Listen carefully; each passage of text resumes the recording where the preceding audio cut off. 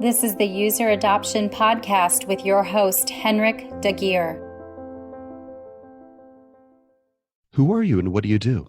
Hi, Henrik. My name is David Ellin. I am the founder of Centric Leadership Strategies. We're a consultancy focused on helping companies build and execute customer engagement strategies, customer segmentation models, onboarding programs, voice of the customer programs, client advisory boards, adoption programs, and retention, renewal, expansion strategies.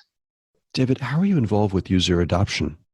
Well, I've been a customer success leader at a few companies, and I've had to drive adoption on both products and services. It's kind of interesting. Most people think of adoption, they think solely of SaaS products, but there are some physical products that require adoption as well.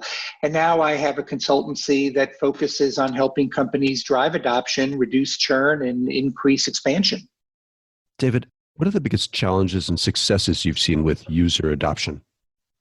Well, let's start with successes because I always believe in starting with the positive. So I'll give you a couple of examples. So the first one is I worked with a company that was very slow to address support tickets, and their support tickets were actually affecting customers' usage of their product. So slowing adoption and in some cases halting adoption. They didn't proactively communicate with customers. They didn't take time to understand the root cause of the issues, and they really weren't listening to customers. So what we did was we implemented a closed loop feedback process coupled with a support ticket accountability program and a proactive customer communication program. We added some voice of the customer surveys and really tried to get at the bottom of what the root causes were. What we found was that many of the tickets related specifically to roadblocks to adoption. User interface wasn't very good. The training that the customer didn't actually walk through the right flow that the company had to go through in setting up their software and using it properly. And that greatly hindered the adoption process. So when the company corrected the issues, they updated the UI, they updated their training, adoption increased significantly, and the byproduct of that was that customer sentiment about the product, both NPS and CSAT, increased as well. So major win for the company just by really taking the time to listen to the customer when they said, we have a problem, we're not sure what to do. The second one was really more about training. Many companies will put training together on how to use their products, how to walk through setup and flow and adoption. And where companies fail is they don't actually go through their own training as if they were a customer. So what happened in one particular situation was there was an enterprise customer that wanted their own trainers trained, and then they were going to go train their users. So the company did the training. They didn't certify the trainers, nor did they go pay attention and observe the trainer delivering the training. And what ended up happening in that situation is the trainer didn't fully understand some of the critical functions in the software, and they mistrained their team. And once that happened, people weren't able to use the software effectively, and they saw page views going down, they saw logins going down, the typical things that you would use to measure adoption. And once they identified that, they retrained the trainer, they rewrote their training, they implemented a certification process, and they implemented an observation process. So if I were to train you and you were going to go train your team, we would send somebody out to observe the training that you did. And that really impacted adoption very, very quickly because now people understood the proper flow and the right way to use the product. The one other thing that we did was we instituted something called office hours, which was a once a week open opportunity for users to contact somebody in support to answer general questions about how to use the product. And you'd be surprised how much that impacts adoption.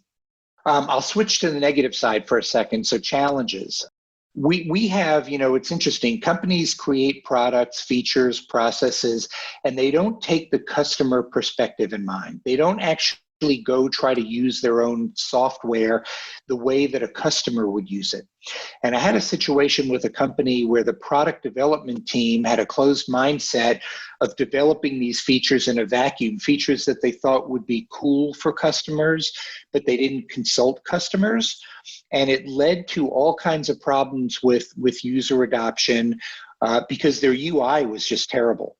And what I would recommend when companies have challenges like that is that they should try to use their own products. They should experience what their customers would experience, and they should really take time to talk to their customers. David, what advice would you like to share with people working on improving user adoption? Well, first thing is I'll just repeat what I said a second ago is companies need to take time to talk to their customers. They should sit side by side with them, observe how they use their products, understand what the customer is going through on their side, not what the company thinks the customer should be doing, but understand what the customer is actually doing. And when they do that, they're going to learn so much about how customers interact with their products that they will be able to drive better flow, better UI, really truly help adoption in meaningful ways. And I think when they do those things and they look at it from their own customer's perspective, they will intuitively be able to drive adoption. David, where can we learn more about user adoption and your work on the subject? Well, there are a lot of different ways that people can learn about user adoption. If they're a novice and they really don't know a lot about it, I would suggest signing up for webinars that are available all across the internet. Companies like Gainsight and Churn Zero and other customer success platforms that have an adoption methodology to their software, they're doing webinars all the time that address these types of topics. There's a lot of user adoption software out there for product usage and analytics. Organizations like Pendo and Intercom, Mixpanel, Segment, User Pilot, these are all great companies that have tools that not only teach people about user adoption, but can actually be embedded into a product and drive user adoption. And there's a great book out there. It's actually the sequel to a first book. There was a book that was written by Nick Mehta, who is the CEO of Gainsight, called Customer Success. And there was recently launched published another book called the Customer Success Professional's Handbook that has a lot of great tips about driving user adoption. That would be a book I would certainly recommend for people that are novices and really want to understand it better. Great. Well, thanks, David. It's my pleasure. It's great to talk to you.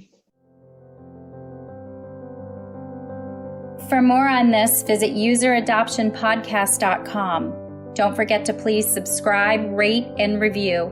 And for a book about this, check out useradoptionbook.com. Tune in next week for the next episode. Thanks for listening.